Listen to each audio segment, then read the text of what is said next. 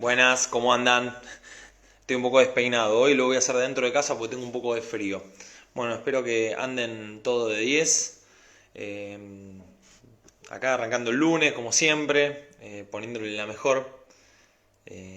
Tratando de a poco ir sumando y también de a poco ir como metiéndonos y desentrañando un poquito más algunas cuestiones muy ligadas a los medios de comunicación que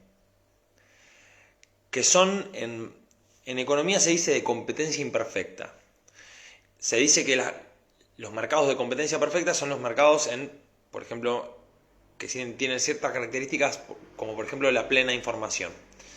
Eh, Aunque pensemos que nosotros tenemos plena información en el mercado de los medios masivos de comunicación o los medios de comunicación en sí, eh, es más bien un poco engañoso porque digamos quienes vendrían a garantizar esa posibilidad de tener plena información a veces no hacen más que ocultarla o por lo menos transformarla o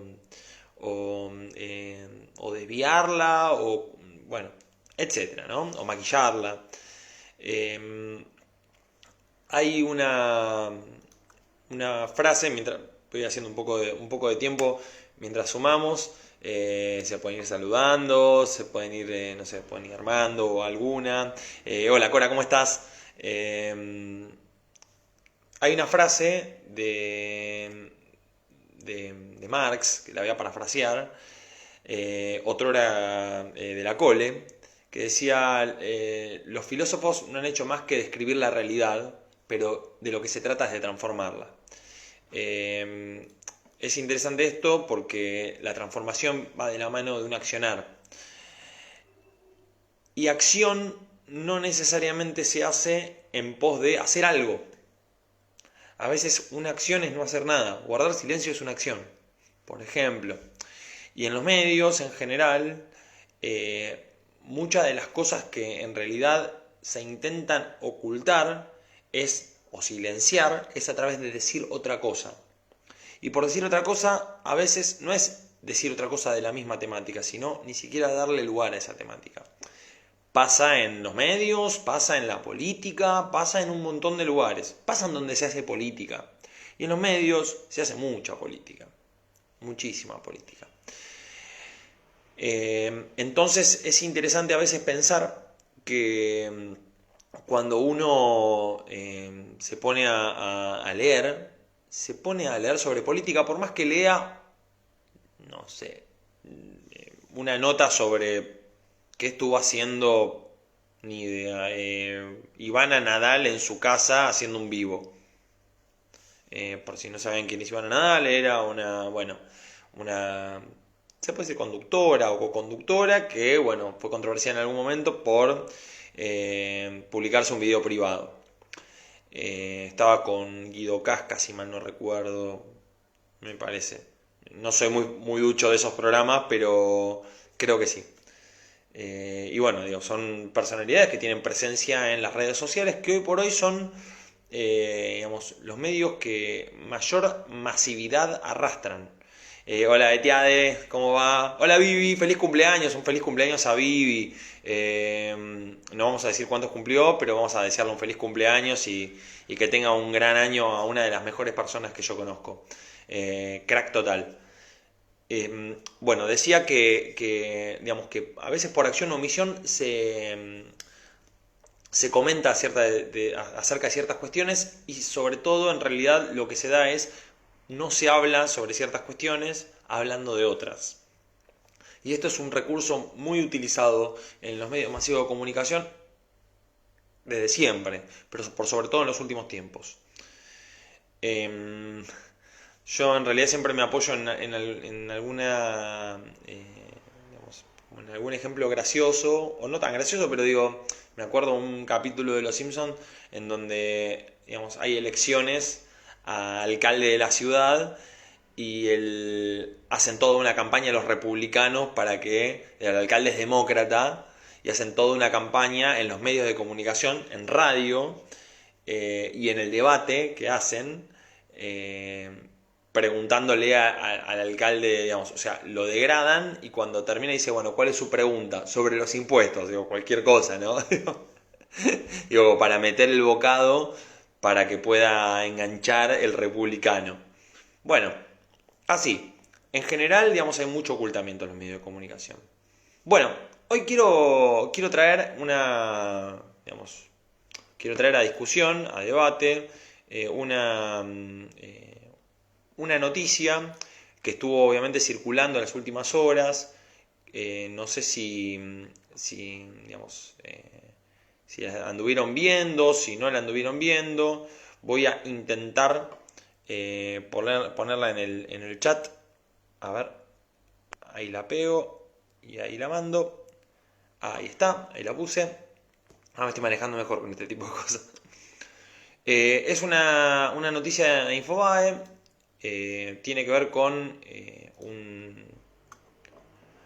un asesinato, con muerte por arma de fuego. Y después, bueno, obviamente cada uno cataloga o catalogará de acuerdo a lo que pase. Pero quiero que leamos, digamos, un poco en conjunto la noticia. Antes que nada, y como siempre, me gusta aclarar, el recorte que se hacen sobre sobre el análisis de las noticias es personal. Quiere decir que si yo en este momento voy a recortar una noticia con ustedes, lo voy a recortar desde un lugar personal. Y obviamente eso tiene una intencionalidad. Y créanme que es imposible despojarse de esa intencionalidad porque todos tenemos intenciones en la vida, tenemos deseos, tenemos direcciones más o menos definidas, tenemos ideales al respecto y es importante que, ¿cómo se llama? Que tengamos la posibilidad de explicitarlo. Digo esto porque a veces uno dice, bueno, pero tal sesgó tal cosa, bueno, pero digo, cualquiera lo sesga, cualquiera lo dice. Entonces es interesante, digamos, no patear la pelota afuera, ¿no? Siempre estar, digamos, muy posicionado desde el lugar en donde uno va a hablar, o una va a hablar. ¿Bien? Bueno, leo entonces. Habló el panadero que mató a un ladrón. Estoy arrepentido porque no soy un asesino, pero era mi vida o la de él. Ese es el titular. Y la volanta dice, Gerardo Caivano, 36, entre paréntesis 36 años, ¿no? Un año menos que yo. Vive con miedo, ya que su familia asegura haber sido blanco de amenazas a través de Facebook. Mientras tanto, el fiscal Emilio Spatafora, un apellido, ¿no?, espera los videos de la secuencia del asalto para definir la situación procesal del panadero y determinar o no si actúa en legítima defensa. Hola Irma, ¿cómo estás? Buen día. Ahora leo el comentario de Perla que lo tengo ahí enganchado. Y es interesante esto porque si volvemos a leer el titular, dice, habló el panadero que mató a un ladrón. Entre comillas, estoy arrepentido porque no soy un asesino, pero era mi vida o la de él. Esto, digo, que es un recorte, es una decisión personal de quienes confeccionaron esta noticia. Acá hay una intención clara. También hay un posicionamiento. O sea, el posicionamiento evidentemente está en el titular. El titular dice, estoy arrepentido porque no soy un asesino, pero era mi vida o la de él. Entonces lo que están poniendo en discusión ahí, me parece que, o sea, es bien explícito. Era mi vida o la de él. No soy un asesino. Estoy arrepentido. Todo eso dice en el titular. Uno a veces lo pasa de largo así. Y después abajo, digamos, si leo digamos, el primer párrafo, se los leo. El panadero Gerardo Caivano, 36 años, ¿no?, vive un verdadero calvario. Tras ser víctima de un hecho de inseguridad en la localidad bonaerense Rafael Castillo, mientras estaba en su camioneta junto a su hijo de 15 años, donde según él mismo tomó un arma en un forcejeo con los delincuentes y mató a un ladrón de 17 años, su familia asegura haber sido blanco de amenazas a través de redes sociales por parte del entorno de los delincuentes. Bien, esto básicamente posiciona, hablan, si lo volvemos a leer, el primer párrafo habla permanentemente, colocando al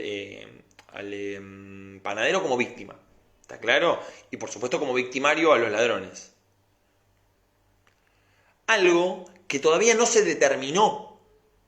Es decir, voy a leer el último párrafo de la noticia. La noticia tiene 1, 2, 3, 4, 5, 6, 7, 8, 9, 10, 11, 12, 13, 14, 15, 16, 17, 18 párrafos tiene. ¿Está bien? En 18 párrafos, el párrafo 17 narra lo siguiente. Lo voy a leer. Con respecto a la investigación, se esperan los resultados de la autopsia, la pericia balística y el levantamiento de rastros para definir su situación procesal. Están hablando de Gerardo Caivano, que es el panadero, que mató a un ladrón. Y determinar si ocurrió o no en legítima defensa. También, afirman investigadores, una cámara vecinal filmó la secuencia del hecho y se espera el material en video, algo que será clave en la causa. El fiscal Spatafora tiene dudas sobre el relato del panadero que espera esclarecer.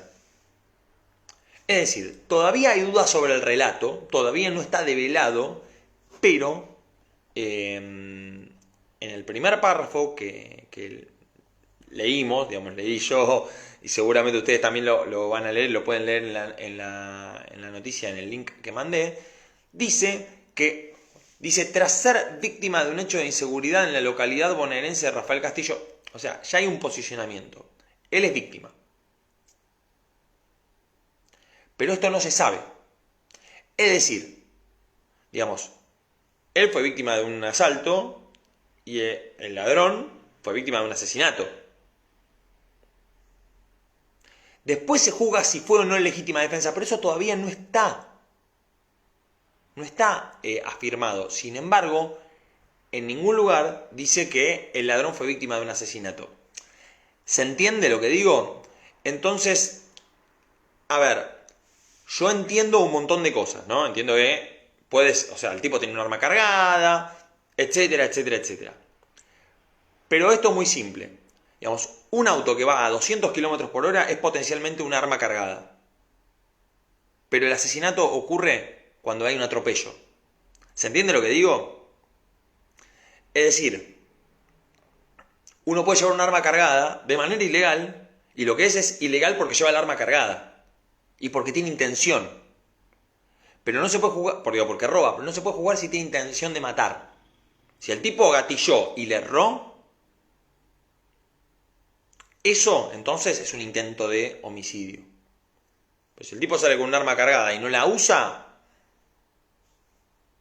la puede usar, bueno, pero eso es como, es presunción. Está claro que si lleva un arma cargada puede ser para usarla, pero no quiere decir que necesariamente la haya usado. A ver, no es un justificativo, es muy fino, pero lo que quiero decir es que acá de lo que quiero hablar es del posicionamiento del diario. El diario se posiciona directamente del lado de la defensa del panadero y demoniza a los ladrones. Después, si hablan, si pueden leer más adelante, hablan de que recibió amenazas de parte de la familia del ladrón, que lo van a ir a matar, que van a ir a quemar, etcétera, etcétera, de algo que dicen que borraron de las redes sociales. ¿Está bien?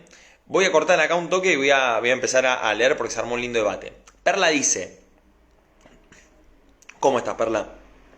Hola, es difícil encontrar objetividad en los medios. ¿Es difícil encontrar objetividad? No, es imposible. El que quiere encontrar objetividad tiene que buscar en un objeto. Los sujetos, por ser condiciones de sujetos, somos objetivos. Así que los medios los construyen los sujetos, la ideología es construida por los sujetos, no hay objetividad al respecto. Betial. Intencionalidad también en los medios escritos y televisivos. ¿Es todo tan difícil? Sí. Hay intencionalidad siempre. Es lo que siempre intentamos como... Por eso cuando se habla de relato, digo esto que tanto habla del relato, datos... El relato es algo usual. Porque todos tenemos un relato. Todos contamos, digamos, de diferentes maneras, de diferentes formas, contamos una historia. Si tuvieran la posibilidad, por ejemplo, de ver, no sé, Maléfica, la película Maléfica, ahí se van a dar cuenta desde otro lugar en donde se cuenta la misma historia. Hay historias que se cuentan desde otros lugares, ¿no? Entonces, o Cobra Kai, si alguien vio la serie Cobra Kai, está en Netflix ahora, estaba en YouTube, y ahora está en YouTube Premium, ahora está en Netflix. Cobra Kai, si alguna vez vieron Karate Kid, si no, les cuento Karate Kid, la historia de un chico, Daniel LaRusso, nuevo en Hill, no, ¿cómo era? Bueno, no me acuerdo cómo se llamaba el lugar, que llega, había un pibe que estaba medio, había discutido con la novia y él medio que se la arrebata, entonces el pibe lo faja porque era karateca, entonces él conoce al señor Miyagi, personalizado por Miyoyuki Padmorita, y bueno, después entrena, le gana el torneo, etc. Bueno, acá en Cobra Kai después lo que muestran es toda la historia del otro pibe y cómo se enfrentan digamos, en la actualidad. Entonces siempre hay un lugar desde donde poder contar otra cosa. ¿Está bien? Amalia. No hay manera de justificar al ladrón que salió a robar y matar. Todo tiene justificativo. La realidad es que la pregunta es, por ejemplo, ¿dónde estaba la policía para evitarlo? ¿No? ¿Dónde estaba el Estado para evitarlo? Ese es el tema. O sea, el justificativo es, digamos, se podría haber evitado. Se podría haber evitado con inclusión, se podría haber evitado con, digamos, con educación, se podría haber evitado con trabajo, se podría haber evitado con posibilidades. ¿No?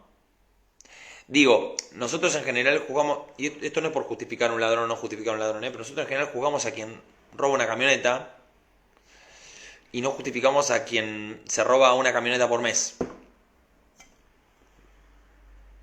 En sueldos, en coimas, en un montón de cosas. Pero eso como no los vemos, no los justificamos.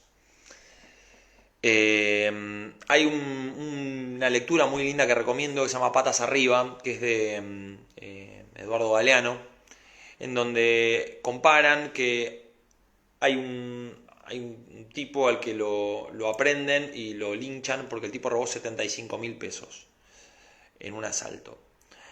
Y muestran que hay 5 tipos que son banqueros que fugaron más de 750 millones de dólares y no están presos, son accionistas. Por eso somos medio selectivos con ese tipo de cosas. No quiere decir que una cosa no justifica la otra. Digo, robar es robar, está claro. Pero en general siempre nos agarramos con el ladrón pobre, no con el ladrón rico. Betiade. No está develado y lo están transmitiendo con ambigüedad también. Sí, es cierto, ahí agrega el Estado, hoy faltan posibilidades, pero tampoco es justificar al ladrón. No, nadie justifica un hecho delictivo. Está claro. O sea, no está justificando un hecho delictivo. No digo que está bien. Digo, lo que quiero decir es, hay una razón. Hay una definición de medio que tiene que ver con un dispositivo, con una práctica asociada a eso. Es decir, un medio es una práctica que se asocia a eso, que transmite discursos. Y un discurso, sí o sí, en una doble hipótesis, es algo que tiene sentido social. El discurso tiene sentido social. ¿De acuerdo? Entonces, hay un sentido social en el robo. Y hay una carga en ese robo que depende de quién la comente.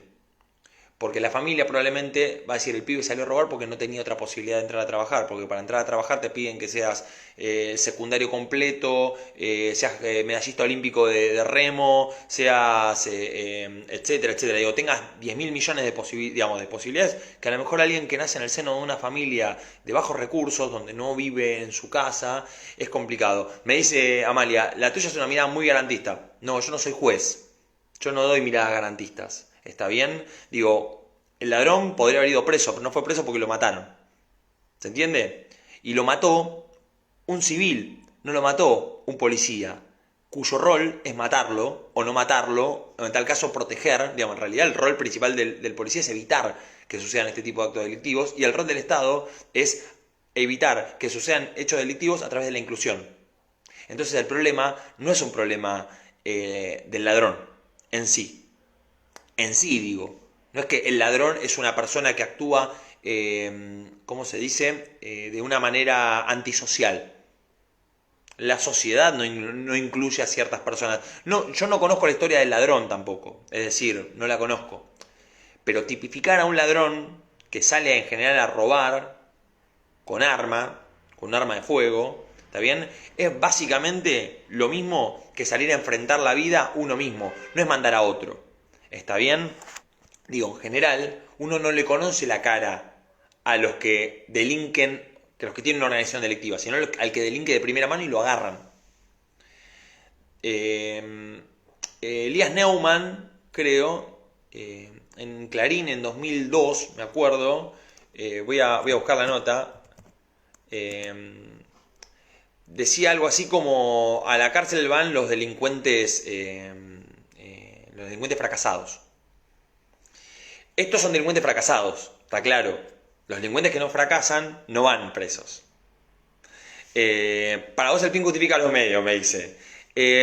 Claramente no. El fin no justifica los medios, siempre. Pero vuelvo a repetir lo mismo. La responsabilidad de garantizar la seguridad es del Estado, no es del panadero. ¿Se entiende lo que digo? ¿Se entiende lo que digo? La responsabilidad es del Estado. Y el Estado somos todos. Es decir, que todos somos responsables. Dice Irma: recién dijeron que el colectivero que mataron fue por equivocación. Buscaban al titular por una mujer y este chico hacía una suplencia. Apareció un audio. Voy a investigar. La verdad que no leí poco y nada.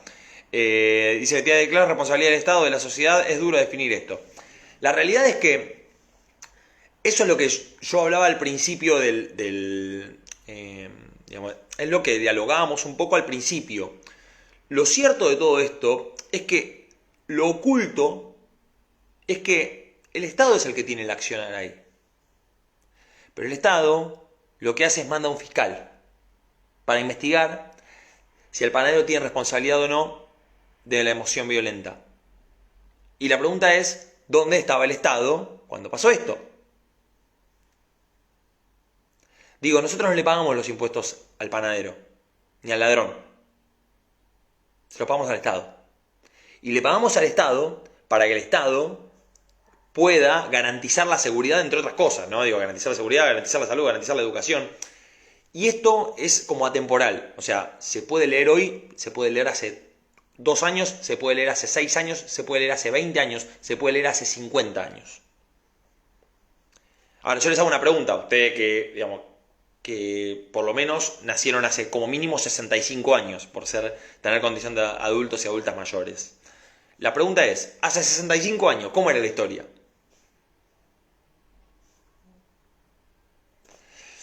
Entonces, hay una progresión de algunas cuestiones, de una desaparición de la figura del Estado, que habla de un lugar, digamos, lo voy a decir algo así como: es una zona liberada.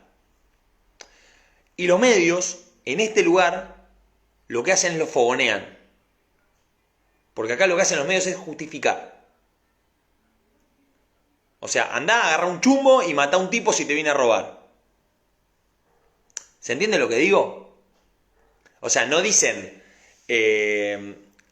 andá Y anda y hace una marcha para decirle a las fuerzas de seguridad que vengan a garantizar la seguridad. No. Entonces, hay, digamos, intencionalidad ahí. Porque si no se informa. Digo, hubo un hecho confuso en el cual un asaltante, digamos, quiso tomar posesión de algo y ¿cómo se llama? Y un panadero jaló el gatillo y lo mató. No se sabe si era con un arma propia o ajena, investigan eso. No, acá se da todo por sentado. ¿Se entiende? Y es muy irresponsable, muy irresponsable. Porque hasta tanto y cuanto no se conozca, que puede no conocerse nunca, digo, pero hasta tanto y cuanto no se conozca no se puede afirmar lo que no se conoce. Es muy difícil afirmar lo que no se conoce, aunque haya muchos indicios. Y también es cierto que hay mucha manipulación y tergiversación, pero hoy hablamos de medios acá. Este es un taller de análisis de medios. Y los medios, justamente por no ser fines, no pueden encauzar hacia un fin sin denotarlo. Es decir, yo les dije claramente, antes de arrancar, que siempre hay una intencionalidad y un recorte, y yo me comprometo a recortarlo. Pero en ningún medio dicen, yo acá estoy defendiendo a tal. No, nosotros somos objetivos. No existe la objetividad. Es muy difícil. ¿Se entiende? El Estado garantiza a los que se robaron un PBI entero. El Estado garantiza, digo, hay muchos PBI que se robaron a lo largo de la historia. Digo, la moneda está devaluada no porque no se robaron nada. Entre comillas, robado. ¿De acuerdo? Así que... es difícil ver ese tipo de cosas. Hubo evidentemente desinversión en el Estado. Pero lo que demuestra claramente esto es que el Estado es muy importante. Muy importante. Y quienes fomentan que haya poco Estado o que se reduzca el Estado, en realidad, lo que están haciendo básicamente es garantizar la inseguridad. Entre otras cosas. Adri, ¿cómo estás? Un saludo para toda la gente que está en este vivo. Un enorme desafío, repensar ideas que tenemos muy instaladas. Difícil, pero un ejercicio muy rico. Abrirse a otras ideas sobre las cosas. Gracias, Gastón. Gracias a vos, Adri. Una gran colega y que tuve la suerte de compartir muchos talleres y una genia. Miren esas personas que son completamente... El talento a veces es inexplicable, o casi siempre es inexplicable. El talento... Bueno, Adri es una de esas personas. Cora dice, es una costumbre. ¿Esa costumbre qué cosa? Bueno, nada, estamos cerrando. Es muy rico esto para poder abrirlo y pensarlo. La realidad es que los medios tienen una influencia muy importante y eso es algo que nosotros tenemos que aprender. Y aprender es con y sin H. Digo, tenemos que aprender y tenemos que aprender con H, incorporarlo, agarrarlo, abrazar esa idea. Porque todos y todas somos formadores de opinión y formadoras, ¿no? De opinión. Entonces es importante pensar que hay una intención. Hay una intención. Hola Arnoldo, ¿cómo estás? Recién me engancho. Bueno, vas a poder ver el vivo de vuelta porque va a quedar colgado en la página de Facebook del CIAM. Buenas ondas, dice Juani. Hola Juani, ¿cómo estás? Igualmente. Que tengan un lindo comienzo de mes. Yo me voy despidiendo porque siempre es media hora. No me quiero pasar de listo. Podríamos hacer un vivo de 200 horas charlando sobre esto. Yo voy a hablar, digamos, muy concretamente. No tengo la verdad del universo. Esto es mi recorte, lo que yo pienso. Puede ser pensado de otras maneras, claramente. Cada quien, los invito y las invito a que se abran y piensen en alguna modalidad y alguna posibilidad. Pero yo les voy a traer un último ejemplo. ¿Se acuerdan la del jubilado? El jubilado que mató al ladrón en la esquina, que técnicamente no fue en legítima defensa porque el tipo salió a buscarlo y le pegó un tiro. Bueno, yo le voy a decir lo siguiente. Ese ladrón, digamos, entró a la casa. Al jubilado lo habían asaltado 3 veces. Lo maniataron. El jubilado salió, corrió 60 metros y mató al ladrón. Muy probablemente ese jubilado haya pagado toda la vida sus impuestos para contribuir al Estado, para darle a las personas que tienen menos acceso y menos posibilidades, por una responsabilidad también propia del Estado, no solamente por una responsabilidad personal. Digo, por eso es importante no hablar todo el tiempo de meritocracia, sí de mérito, pero no de meritocracia. Una cosa es el mérito, es el esfuerzo, que hay que fomentarlo, y otra cosa es justificar todo, digamos, saliendo de las mismas posiciones. Ojo con eso. O sea, el mérito es muy importante, esforzarse es muy importante. ¿Está bien? Pero, digo, justificar, digamos, cualquier tipo de posición desde cualquier lugar es muy difícil. No es lo mismo un pibe que tiene que mantener a la madre y a los hermanos, porque la madre es diabética, los hermanos son chiquitos, y el pibe a lo mejor tiene que dejar la escuela para salir a hacer una changa, para salir a laburar, que un pibe que nació en una familia en donde el pibe tiene todo en su casa, no tiene ningún problema, se sienta en la computadora, cliquea y ahora tiene la posibilidad de verlo. En pandemia se ve mucho. Entonces ese jubilado lo que decía es, digamos, fue y mató. ¿Y dónde estaba el Estado? ¿Saben dónde está el Estado? El Estado está señalando con el dedo a ver quién es culpable y quién es inocente. Y el Estado no dio educación, el Estado no garantizó la seguridad y el Estado también no formó como correspondía. Pero está para juzgar. Y los medios lo fogonearon, obviamente. También. Abro un poco para la reflexión. Les mando un beso grande, voy a leer los últimos mensajitos. Ada dice, ¿existe algún medio que no sea afín a nada? ¿Qué quiere decir que no sea afín a nada? Si estamos hablando de alguna idea, no. Los medios son afines a ideas. Y los medios, en su mayoría, en este país, son de interés público. Es decir, digamos, se mantienen a través de la publicidad. Entonces son afines a ganar dinero. Y venden la noticia, venden el espacio. Raquel, qué pena después lo veo. No es una pena si lo puedes ver después. Yo voy a seguir chequeando los comentarios. No se achiquen. Digamos, si no lo pueden hacer en vivo, lo hacen en retrospectiva. Seguimos hablando, ¿eh? Tenemos para darle mucha vuelta al asunto. De hecho, la idea es darle vuelta, no ir linealmente. Irma, fíjate para la próxima, de ver lo que pasó con el colectivero. Sí, pero tengo media hora. La próxima a lo mejor lo debatimos. Recién me engancho, dice Esther. Esther, un beso y enganchate, digamos, viéndolo después del video. Irma me dice, te quiero mucho y te extraño, yo también, Irma. Hola, entre tarde, perdón, después veo la grabación. Eva, te mando un beso grande, una asistidora, digamos, podría decir sarmientista, ¿no? 100% asistencia. Betia dice, hay que aprender y aprender. De eso se trata la vida. Nunca sabemos todo. Somos como filósofos, sabemos nada de todo. Les mando un beso grande. Que descansen y que tengan una linda semana. Y un buen año, que recién arranca.